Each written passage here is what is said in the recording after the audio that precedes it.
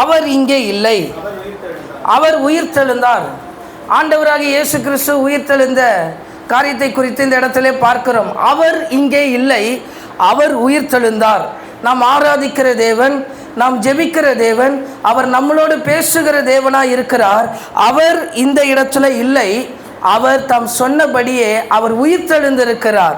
நம் தேவன் உயிரோடு கூட இருக்கிறார். இன்றைக்கு நம்ம வாழ்க்கையிலே எத்தனை விதமான தேவைகள் இருந்தாலும், எவ்வளோ சோர்வுகள் பலவீனங்கள் இருந்தாலும், ஆண்டவர் நம்மளோடு கூட உயிரோடு இருக்கிறார் என்பதை நாம் மறந்துவிடக்கூடாது. அதுதான் இந்த வசனம் நம்மளுக்கு சுட்டி காட்டுகிறது. அவர் இங்கே இல்லை, அவர் உயிர்த்தெழுந்தார். நம் இயேசு உயிரோடு கூட இருக்கிறார். நாம் ஜெபிக்கிற ஆண்டவர் உயிரோடு கூட இருக்கிறார். நம்மளை நடத்துகிற ஆண்டவர் உயிரோடு கூட இருக்கிறார். இன்றைக்கு உங்க வாழ்க்கையிலும் இதே ஆண்டவர் இந்த வார்த்தையை மறுபடியும் உங்களுக்கு நினைப்பூட்டுகிறார். நான் உயிரோடு இருக்கிறேன், உங்களுக்காக, உங்களுக்கு நன்மை செய்வதற்காக, உங்களை ரட்சிப்பதற்காக, உங்க வாழ்க்கையை மேன்மைப்படுத்துவதற்காக நான் உங்களோடு கூட இருக்கிறேன் என்று ஆண்டவர் சொல்லுகிற ஆண்டவர். அவர் இங்கே இல்லை, அவர் உயிர்த்தெழுந்தார். இந்த இயேசு உயிரோடு கூட இருக்கிறார். சமீபத்தில் ஒரு சாட்சி, 3 மாதத்திற்கு முன்பாக ஒரு சாட்சியை கேட்டேன். ஒரு இஸ்லாமிய சகோதரர் ஒருவர், பெரிய பணக்காரங்க, அவங்களுக்கு ஒரே மகன் இருந்தாங்களாம்.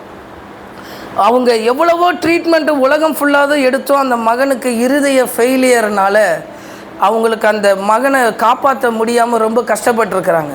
ஆனால் அவங்க கையில் அவ்வளோ கோடீஸ்வரங்க, அவ்வளோ பணம் செலவு பண்ணி, எவ்வளவோ செலவு பண்ணி மாற்று இருதயத்தை கொடுத்து கூட அந்த பையனை என்ன செய்ய முடியல, குணமாக்கப்பட முடியலை. அந்த அம்மா சோர்ந்து போய் ஒரு இடத்துல உட்கார்ந்து இருக்கும் பொழுது ஒரு சிலுவை தெரிந்த ஒரு சபையை பார்த்துருக்குறாங்க. அந்த இடத்துல ஒரு அம்மா போய் ஜெபம் பண்ண போயிருக்கு. அந்த அம்மா ஜெபம் பண்ணிட்டு திரும்பி வரும் பொழுது இந்த அம்மா அழுதுகிட்டு இருக்கிறத பார்த்து, ஏமா அழுகிறீங்கன்னு கேட்கும் பொழுது இவங்க தங்களுடைய காரியத்தை சொன்னாங்களாம். சரிம்மா, நான் உங்களுக்காக ஜெபிக்கிறேன் அப்படின்னு சொல்லி அவங்களுக்காக ஜெபம் பண்ணியிருக்கிறாங்க. கொஞ்ச நாளைக்கு பிறகு பார்த்தா அந்த பையனுடைய இருதயம் போய் செக் பண்ணால் எல்லாமே நார்மல் என்று சொல்லி வந்ததான். அவன் அந்த பையன் சொன்னானா, நான் இந்த இயேசுவை எனக்கு பார்த்தேன், என் ஜீவன் என்னை விட்டு பிரிந்து போகிற மாதிரி இருந்தது.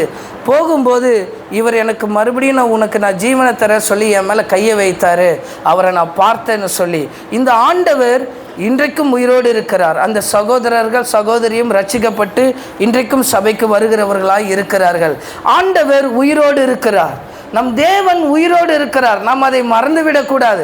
ஒருவேளை ஆண்டவரே, என் வாழ்க்கையில் இவ்வளோ தேவைகளும் இவ்வளோ சோதனைகளும் இருந்தாலும் நம் ஆண்டவர் சொல்லுகிற காரியம், நான் உயிரோடு கூட இருக்கிறேன் என்று ஆண்டவர் சொல்லுகிறார். நம்ம சரீரத்தில் எவ்வளோ பலவீனம் இருக்கிறது, நமக்கு எவ்வளோ தேவைகள் இருக்கிறது, எவ்வளோ போராட்டங்கள் இருக்கிறது நம் குடும்பத்தில். ஆனால் ஒன்று சொல்ல முடியும், அவர் போராட்டத்தின் மத்தியில் இருக்கிறாரோ என்பதோ தெரியவில்லை, தேவையின் மத்தியில் இருக்கிறாரோ இல்லையோ தெரியவில்லை, அவர் உயிரோடு கூட இருக்கிறார். அவர் உயிர்த்தெழுந்த ஆண்டவராய் இருக்கிறார். இந்த ஸ்திரீகள் எல்லாம் என்ன செய்தார்கள்? இந்த பெண்கள் எல்லாம் ஆண்டவரை பார்க்க வருகிறதற்கு கந்த வர்க்கங்களை, வாசனை திரவங்களை எல்லாத்தையும் எடுத்துக்கொண்டு வந்தார்கள். அவருடைய சரீரத்தை பார்க்க, அழுகி போன சரீரம் நாற்றம் எடுக்குமேன்னு சொல்லி அதில் ஏதாவது போடுவதற்காக அதை கொண்டு வருகிறாங்க. நம்மளுடைய உறவினர்களோ யாரோ இறந்தவர்கள் இருப்பார்கள் என்றால் அவங்கக்கிட்ட நம்ம போய் பார்க்குறோம். நம்ம அந்த கல்லறையில் போய் அவங்களுக்கு தேவையான காரியத்தெல்லாம் நம்ம செய்கிறோம், சுண்ணாம்புலாம் அடிச்சுட்டு வரோம். ஆனால் அவங்க எல்லாம் பார்த்திங்கன்னா மண்ணுக்குள்ளே இருக்கிறாங்க, மரித்தவங்க. ஆனால் இந்த பெண்கள் என்ன செய்கிறாங்க? எல்லாத்தையும் கொண்டு வருகிறாங்க. எதுக்குன்னா இயேசுவின் சரீரத்தை பார்க்க. இன்றைக்கு இயேசுவை நாம் எப்படி பார்க்கிறோம்? இந்த சபை எப்படி பார்க்கிறது இயேசுவை? உயிருள்ள இயேசுவாய் பார்க்கிறோமா? உயிர்த்தெழுந்த இயேசுவாய் நாம் பார்க்கிறோமா? இல்லை என்றால் ஒரு சரீரத்தை பார்க்கிறது போல, ஒரு அற்பமான காரியமாய், ஒரு அற்பமான காரியத்துக்கு இயேசுவை பார்க்கிறது போல நாம் பார்க்கிறோமா? நான் சொல்லுகிறேன், அவர் சரீரத்தின்படி இல்லை, அவர் உயிர்த்தெழுந்த ஆண்டவராய் இருக்கிறார். அவர் உயிர்த்தெழுந்த இயேசுவாய் இருக்கிறார். அந்த இடத்துல சரீரமே இல்லை. இவர்கள் சரீரத்தை தேடி போகிறார்கள். இன்னைக்கு இயேசுவை தேடி அநேகர் வருகிறார்கள், மதத்தின் அடிப்படையிலே வருகிறார்கள். நான் ஒரு கிறிஸ்தவன், அதனாலே நான் சபைக்கு போகணும் என்று வருகிறார்கள். சிலர் பாரம்பரியத்தின் அடிப்படையிலே வருகிறார்கள், நான் இதை செய்ய வேண்டும் என்று சொல்லி வருகிறார்கள். ஆமென். சிலர் தங்களை வருத்தி, தங்களை கஷ்டப்படுத்தி, ஆண்டவருக்கென்று சொல்லி நான் முழங்கால நிற்பேன், உப்புல நிற்பேன், அதில் நிற்பேன்னு சொல்லி தங்களை வருத்தி கொண்டு இயேசுவினிடத்திலே வருகிறார்கள். ஆனால் அன்பானவர்களே, இன்றைக்கு இந்த சபையில் ஆண்டவர் சொல்லுகிறது, நீங்கள் வருத்தத்தோடு அல்ல, உங்கள் வருத்தத்தை போக்குற, உங்கள் பாரங்களை போக்குற ஆண்டவராகிய இயேசு கிறிஸ்து நான் உயிரோடு இருக்கிறேன் என்று ஆண்டவர் சொல்லுகிறார். ஆமென். நீங்கள் வருத்தத்தோடு வர வேண்டிய அவசியம் இல்லை, உங்களை வருத்தப்படுத்தி வர வேண்டிய அவசியம் இல்லை. ஆமென். நீங்கள் பார்க்கிற ஆண்டவர் உயிரோடு கூட இருக்கிற ஆண்டவராக இருக்கிறார். அற்பமான காரியத்துக்காக நான் தேடி இருப்பேன் என்றால் இயேசுவை, அற்பமான காரியங்களை நான் தேடி இருப்பேன் என்றால் இயேசுவை. இந்த வேளையில் அது இல்லப்பா, அதை காட்டிலும் நான் ஜீவனுள்ள தேவனாய் இருக்கிறேன், நான் உயிருள்ள தேவனாய் இருக்கிறேன். இன்றைக்கு இந்த உலகத்தில் 230 கோடிக்கு பேருக்கு மேலே இந்த உலகத்தில் கிறிஸ்தவர்கள் இருக்கிறார்கள். ஆனால் அதில் 140 கோடி பேர்கள் வெறும் சுரூபத்தையோ இயேசுவினுடைய படத்தையோ வணங்குகிறார்கள். ஆனால் ஆண்டவர் உங்களுக்கு உயிரோடு இருக்கிறவராய் இந்த இடத்துல காண்பிக்கிறார். ஆமென். நான் சுவத்தில் இல்லை, நான் அடிக்கப்பட்ட சிலுவையில் இல்லை, அதையெல்லாம் அடையாளம், ஆனால் நான் உயிரோடு கூட இருக்கிறேன் என்று ஆண்டவர் சொல்லுகிறார். நீங்கள் உங்களுடைய காரியங்களை அந்த உயிருள்ள ஆண்டவருக்கு தெரியப்படுத்தும் போது ஆண்டவர் உங்கள் வாழ்க்கையில் செய்ய வேண்டிய காரியத்தை ஆண்டவர் செய்வார். ஆமென். இந்த ஆண்டவரை, இந்த ஜீவனுள்ள தேவனை, இந்த உயிரோடு இருக்கிற இயேசுவை, ஆண்டவரே நான் என் நாட்களிலே எல்லாவற்றிலும் உம்மை தேடுவதற்கு எனக்கு கிருபை தாங்கப்பா, எனக்கு கிருபை தாங்கப்பா. ஒரு நாட்கள் முன்னாடி நான் ஜெபிக்கும் போது, ஏதோ ஒரு காரியத்துக்காக ஜெபித்து கொண்டிருந்த போது ஆண்டவர் கேட்டார், இவ்வளவுதான், இந்த அற்பமான காரியத்துக்காக நீ என்னை தேடுகிறாய் என்று என் உள்ளத்தில் ஆண்டவர் கேட்டார். இதை என்னால் செய்ய முடியாது என்று நினைக்கிறாயா? இன்னைக்கு நம்ம அற்பமான காரியத்துக்கு இயேசுவை நாம் என்ன செய்கிறோம்? பயன்படுத்தி கொள்ளுகிறவர்களாக இருக்கிறோம். இயேசுவினால் அது செய்ய முடியும்.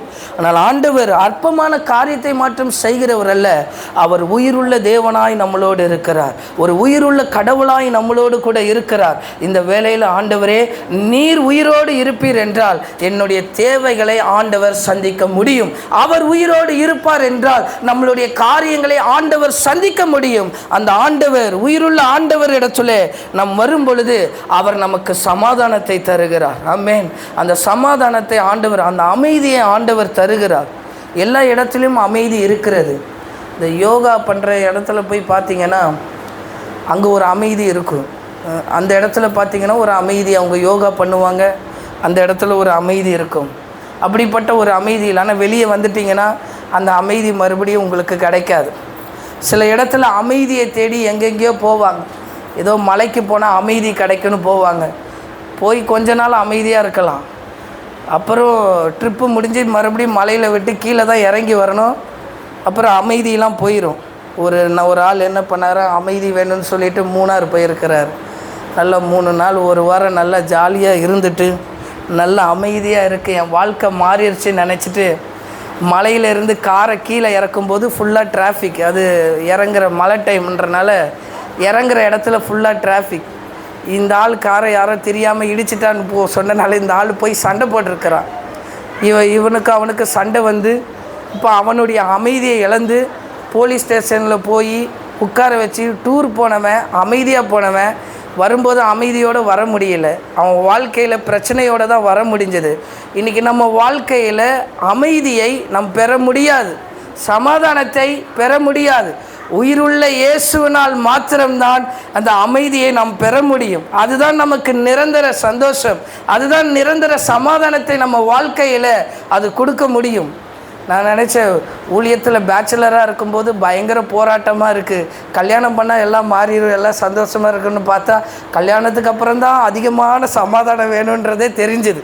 நம்ம வாழ்க்கையில் இந்த சமாதானத்தை இழந்து கொண்டே இருப்போம் எல்லா சூழ்நிலையிலும். ஆனால் நிரந்தர சமாதானம் ஆண்டவராகிய இயேசு கிறிஸ்து தான் தர முடியும். சொல்லுவோம், ஆண்டவரே என் குடும்பத்தில் நீங்கள் சமாதானத்தாமா நீங்கள் வாங்க, அவர் உயிர்த்தெழுந்த இயேசுவாக இருக்கிறார், அவர் நமக்கு சமாதானத்தை கொடுப்பார்.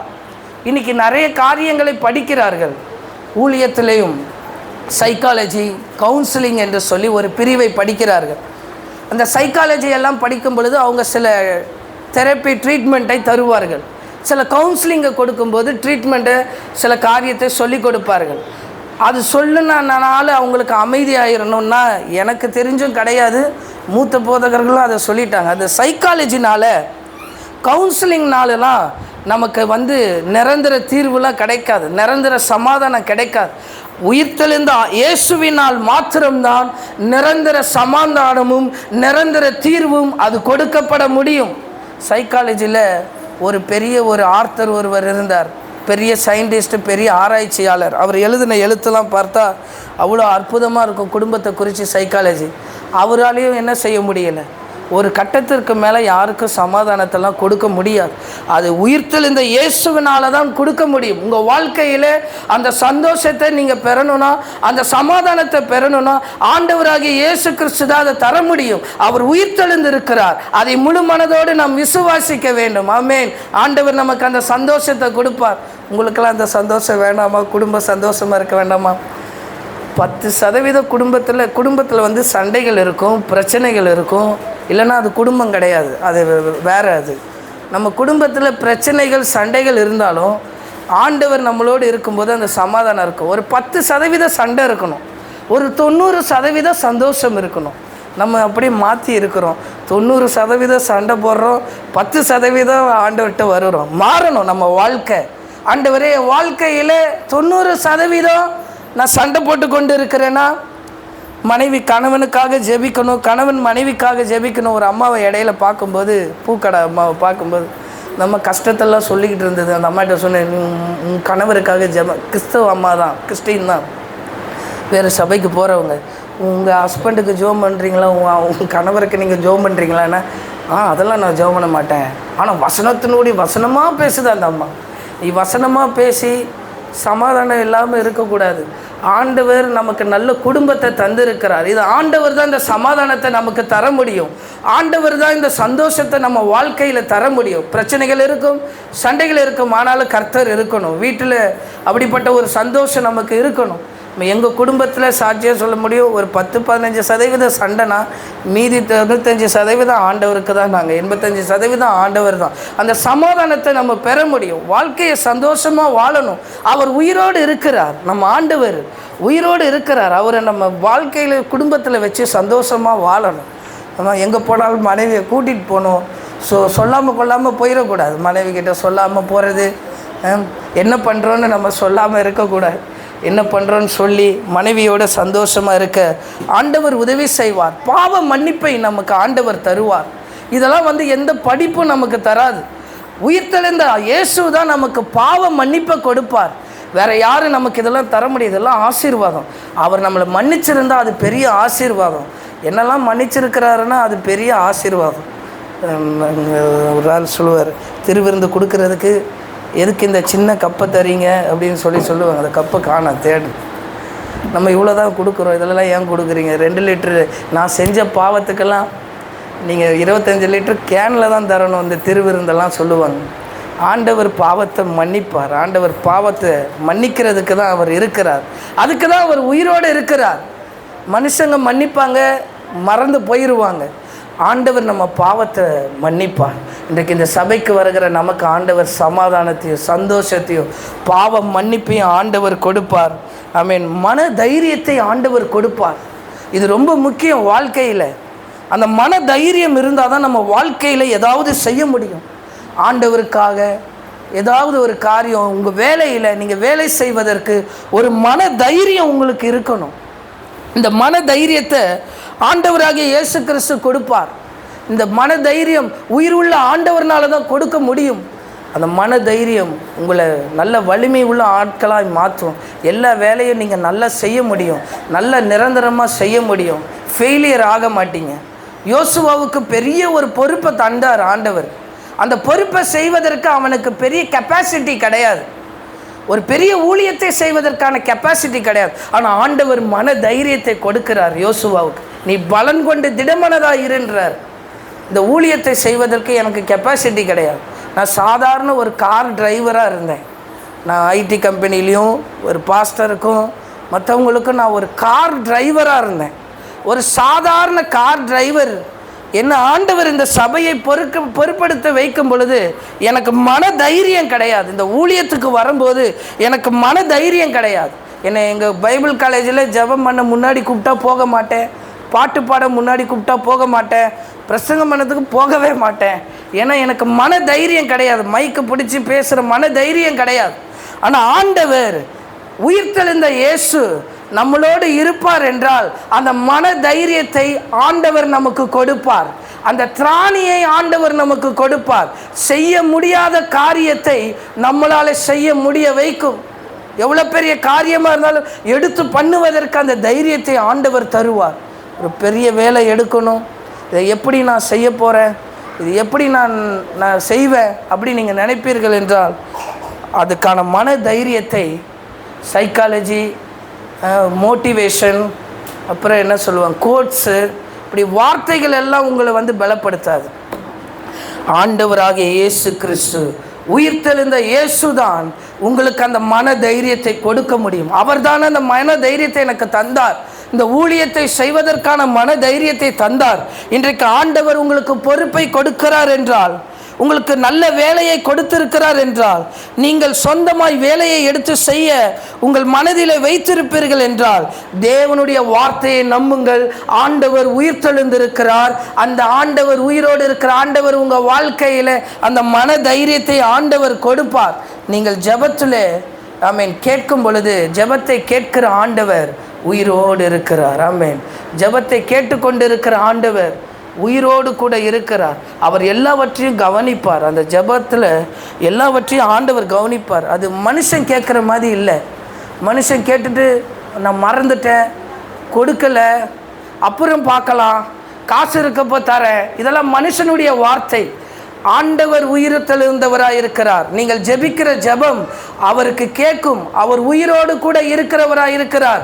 இந்த இடத்திலே ஒவ்வொரு நாளும் ஜெபிக்கிறதற்கு காரணம் அவர் உயிரோடு கூட இருக்கிறதுனால் ஆண்டவர் உங்களை கொண்டு வந்து வைத்திருக்கிறார். ஆரம்ப நாட்களிலே நான் நினைத்து பார்க்கிறேன், நல்ல தரைகள் இல்லாத சூழ்நிலையில் நானும் என் மனைவியும் ஜெபிப்போம். இங்கே அப்படி ஜெபிக்கும் பொழுது, அன்றைக்கு ஞாயிற்றுக்கிழமை ஆராதனையில் பெரிதாக யாரும் இருக்க மாட்டார்கள். ஆனால் இன்றைக்கு நீங்கள் எல்லாம் வர வேண்டும் என்று ஆண்டவர் சித்தம் வைத்திருக்கிறார். ஒரு பக்கம் உங்கள் வாழ்க்கையை பார்த்து கர்த்தர் கொண்டு வந்திருந்தாலும் நான் சொல்ல முடியும், ஜெபத்தினால் ஆண்டவர், உயிரோடு இருக்கிற ஆண்டவர் உங்களை கொண்டு வந்து சேர்த்திருக்கிறார். ஆண்டவர் இந்த சபையை உங்களுக்கு காண்பித்திருக்கிறார். இந்த இடத்திற்கு பொறுப்பெடுக்கும் பொழுது இந்த காட்டை தாண்டி எப்படி ஜனங்கள் வருவாங்க? பேசாம மெயின் ரோடு போயிடலாம், ஏன் இந்த ஊழியத்தில் கொண்டு வந்தாங்கன்னு ஒரே வேதனை, போராட்டம், இவ்வளோ உள்ளே போட்டுறாங்க, எந்த உதவியும் கிடையாது.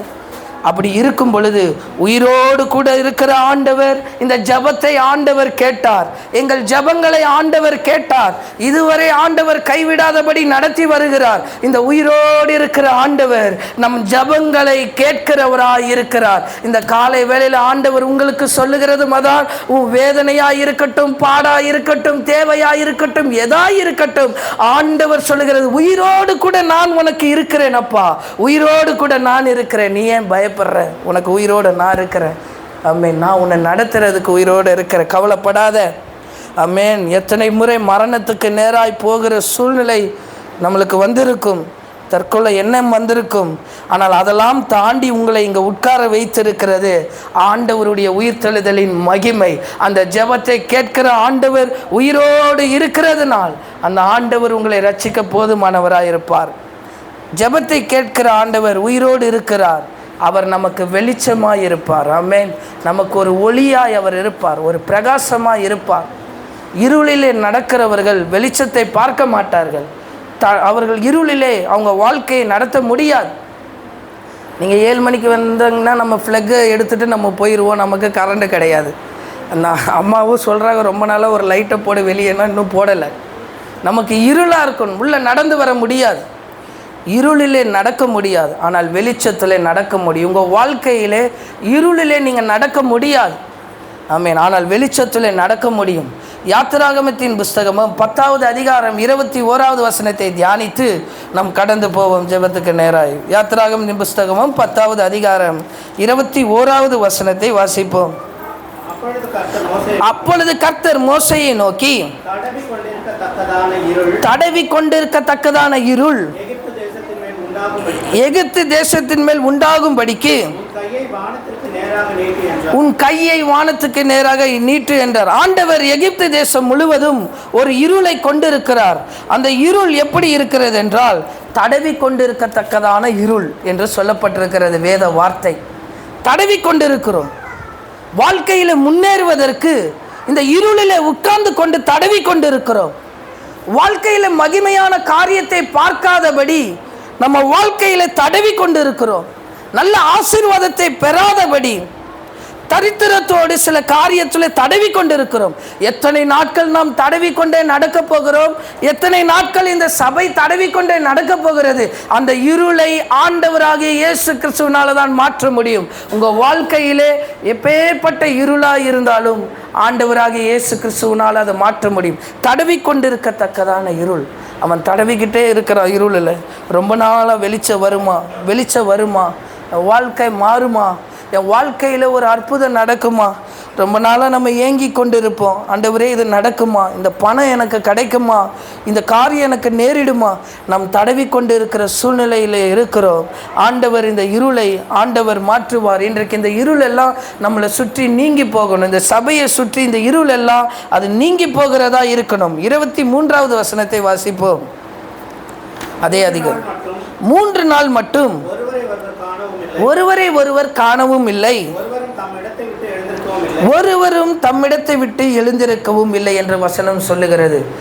3 நாள் அந்த இருள் அந்த இடத்துல ஆக்கிரமிக்க செய்கிறது. நம்ம வாழ்க்கையில் இந்த இருள் ஆக்கிரமிப்பு செய்யும் பொழுது, இந்த டார்க்னஸ் நம்ம வாழ்க்கையில் வரும்போது நம்மளால் ஜெபிக்க முடியாது, நம்மளால் ஆண்டவருடைய வார்த்தையை ரிசீவ் பண்ண முடியாது, நம்மளால் பெரிய ஆசீர்வாதத்தை பெற முடியாது. ஒரு குறுகின வட்டத்துக்குள்ளே நம்ம வாழ்க்கையில் இருப்போம். நம்ம வாழ்க்கை மாறணும், முன்னுக்கு வரணும். ஒவ்வொரு ஸ்டெப்லேயும் நம்ம வளர்ந்து இருக்கணும், ஆசீர்வாதங்களிலே வளர்ந்து இருக்கணும். இது வளராதபடி அந்த இருள் அவர்களை சூழ்ந்து இருந்தது. அவர்கள் ஒருவரை ஒருவர் காணவும் இல்லை. இன்னைக்கு அநேகர் இடத்துல அது காணாத சூழ்நிலை. ஒருவரை ஒருவர் காணவில்லை. ஏன்? வெளிச்சம் நம்ம வாழ்க்கையில் வரல. ஒருத்தரை முகம் கொடுத்து பார்க்க முடியல. இந்த இடத்துல அப்படிப்பட்ட சூழ்நிலை இருக்கிறது. ஒருத்தருக்கு ஒருத்தர் பார்க்க முடியல. அவன் மேலே விரோதம், அவன் மேலே ஒரு ஒரு ஒரு வெறுப்பு. இவனை நான் பார்க்கக்கூடாது. ஒருத்தரை ஒருத்தர் பார்க்காத இருள். அவனை நான் செத்தாலும் பார்க்க மாட்டேன், இவன் மூஞ்சில் முழிக்க மாட்டேன். அன்பானவர்களே, வெளிச்சம் நம்ம வாழ்க்கையில் வேணும்னா அந்த இருள் நம்மளை விட்டு நீங்கி போக ஆவியானவர் உதவி செய்வார். எனக்கு இப்படிப்பட்ட சூழ்நிலை இருந்தது. சில பேரெல்லாம் பார்த்தா ஓடி போயிடலான் இருக்கும். சில பேரெல்லாம் பார்த்தா அவங்கக்கிட்ட பேசவே கூடாதுன்னு தோணுங்கிற சூழ்நிலைக்குள்ளெல்லாம் வந்திருக்கிறானால், இன்றைக்கு வெளிச்சமாகிய ஆண்டவர் எனக்குள்ளே வந்தாரோ, என்னுடைய வாழ்க்கையை மாற்றினார். பார்க்க முடியாதவரை நான் தைரியமாய் பார்க்க ஆண்டவர் உதவி செய்தார். பேச முடியாதவனை தைரியமாய் நின்று பேச ஆண்டவர் உதவி செய்தார். இதெல்லாம் உங்கள் வாழ்க்கையில் மாறணும்னா இந்த இருள் எல்லாம் நம்மளை விட்டு நீங்கி போக ஆண்டவர் உதவி செய்வார். ஒருவரும் தம்மிடத்தை விட்டு எழுந்திருக்கவும் இல்லை. அப்படி என்றால் வாழ்க்கையில் எழுந்திருக்க முடியல. ஒரு எதை எடுத்தாலும் ஒரு ஃபெயிலியரை பார்க்குறோம். எது வாங்கினாலும் அதில் ஒரு ஃபெயிலியரை பார்க்குறோம். எந்த பொருள் வாங்கினாலும் அதில் ஒரு ஃபெயிலியரை பார்க்குறோம். எழுந்திருக்க முடியல வாழ்க்கையில். அதே வேலையை செஞ்சுக்கிட்டே இருக்கும். எவ்வளோ நாள் நம்ம இதே செய்ய போகிறோம்? ஆண்டவர் நம்மளை ஆசீர்வதிப்பார். ஆமென். ஆண்டவர் நம்மளை பலப்படுத்துவார். அந்த இருள் நம்மளை விட்டு நீங்கி போகணும். 32 வருஷம் அங்கேயே படுத்திருக்கிறான், எழுந்திருக்க முடியவில்லை. இன்றைக்கு நம்மளால் எழுந்திருக்க முடியாததெல்லாம் உயிரோடு இருக்கிற இயேசு கிறிஸ்து நம்மளுக்கு வெளிச்சத்தை தந்து ஆண்டவர் உயிரடைய செய்வார். ஆமென். இதெல்லாம் நம்ம வாழ்க்கையில் ஆண்டவர் இந்த நாட்களில் உங்களோடு சொல்லுகிற காரியம்தான். ஆண்டவர் அதை மாற்றுவார். ஆண்டவர் அதை மாற்றுவார். ஆனால் வாசிப்போம் தொடர்ந்து அதே வசனத்தை. இஸ்ரவேல் புத்திரர் யாவருக்கும் எனில், ஆமென், அவர்கள் வாசஸ்தலத்திலே வெளிச்சம் இருந்தது. பாருங்கள், எகிப்து தேசம் முழுவதும் இருள் இருந்தது. ஆனால் இருளிலே ஆண்டவர் ஒரு ட்விஸ்ட் அந்த இடத்துல வச்சிருக்கிறார்.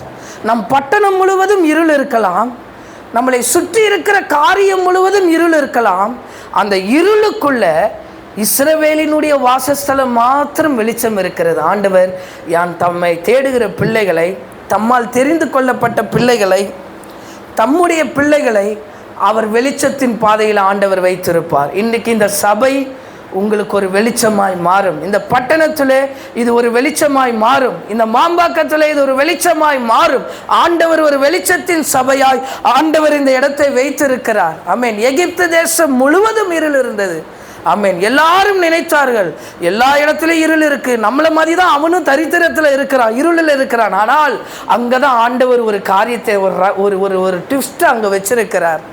ஒரு சர்ப்ரைஸ் ஆண்டவர் வச்சிருக்கிறார். நம்ம வாழ்க்கையில் ஒரு சர்ப்ரைஸ் ஆண்டவர் வச்சிருப்பார்.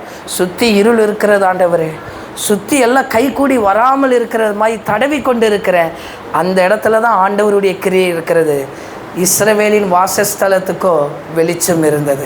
இன்றைக்கு ஆண்டவர் நம்ம வீட்டு வாசலில் ஒரு வெளிச்சத்தை வைத்திருப்பார். நமக்குள்ள ஆண்டவர் ஒரு வெளிச்சத்தை வச்சிருப்பார். நாம் இருள் சூழ்ந்தவர்களாய் அல்ல, வெளிச்சமுள்ளவர்களாய் இருக்க ஆண்டவர் உதவி செய்வார். இந்த காலை வேளையில் ஆண்டவர் ஆமென் ஜெபத்தை கேட்கிற ஆண்டவர் உயிரோடு இருக்கிறார். உயிரோடு இருக்கிற ஆண்டவர் இருளை நீக்கி வெளிச்சத்தை நமக்கு கொண்டு வருகிறவராய் இருப்பார். அந்த வெளிச்சம்தான் உயிருள்ள ஆண்டவராகிய இயேசு. உயிருள்ள ஆண்டவராகிய இயேசு இன்னைக்கு நம்ம கிட்ட இருக்கிற அந்த இருள் அது எல்லாவற்றையும் நீங்க ஆண்டவர் உதவி செய்து ஒரு வெளிச்சத்துக்குள்ளே கர்த்தர் நம்மளை நடத்துவார். ஆமென். எத்தனை பேர் அதை ஒப்பு கொடுக்குறீங்க? ஆண்டவரே, என் வாழ்க்கையில் நான் ஆசீர்வாதம் அடையணும், என் பிஸ்னஸில் நான் நல்லா வரணும், என் காரியம் நல்ல ஜெயமாய் முடிய வேண்டும் என்றால் எகிப்து தேசம் முழுவதும் இருள் இருக்கலாம், ஆனால் கர்த்தருடைய வெளிச்சம் ஆண்டவராகிய இயேசு கிறிஸ்துவின் உயிர் சொல்லுதல் நமக்குள்ளே காணப்படுகிறதா இருக்கும் பொழுது அது வெளிச்சத்தை பார்க்க முடியும். ஆமென். சுற்றி எகிப்து தேசம் முழுவதும் போராட்டம் வந்துக்கிட்டே இருக்கு. ஆண்டவர் ஒவ்வொரு வியாதியை கொண்டு வரார், ஒவ்வொரு நெருக்கத்தை கொண்டு வருகிறார். இதில் அழகு என்னவென்றால் ஒன்றும் தம் பிள்ளைகளை சேதப்படுத்தவில்லை. சுற்றி இருக்கிற எல்லா காரியமும் நடக்கலாம், தம்மால் தெரிந்து கொள்ளப்பட்ட பிள்ளைகளையும் இந்த சபையின் பிள்ளைகளையும் ஆண்டவர் இருளுக்குள் பிரவேசிக்கிறவர் அல்ல, வெளிச்சத்துக்குள் நம்மளை வைப்பார். அவர் இங்கே இல்லை, அவர் உயிரோடு இருக்கிறார். ஆமென். நீங்கள் எந்த நோக்கத்தோடு தேடினாலும் அவர் உயிரோடு கூட இருக்கிறவராக இருக்கிறார். இந்த காலை வேளையில் கண்களை மூடி நம்ம ஆண்டவர் சமூகத்தில் ஒப்பு கொடுப்போம். ஆண்டவர் இடத்துல, ஆண்டவரே, இந்த நாட்களிலே எங்களோடு நீர் பேசி இருக்கிறதற்காக நன்றி செலுத்துகிறோம். இந்த நாளிலே நீர் எங்களோடு பேசினதற்காக நன்றி செலுத்துகிறோம். உம்முடைய கிருபை எங்களை பலப்படுத்துகிறதப்பா. ஜெபத்தை கேட்கிறவர் அவர் உயிரோடு கூட இருக்கிறார். ஆமென். ஜெபத்தை கேட்கிறவர் உயிரோடு இருந்து வெளிச்சத்தை நமக்கு தருகிறார். இந்த வேளையில் ஆண்டவர்கிட்ட நம்மளை ஒப்பு கொடுப்பான்.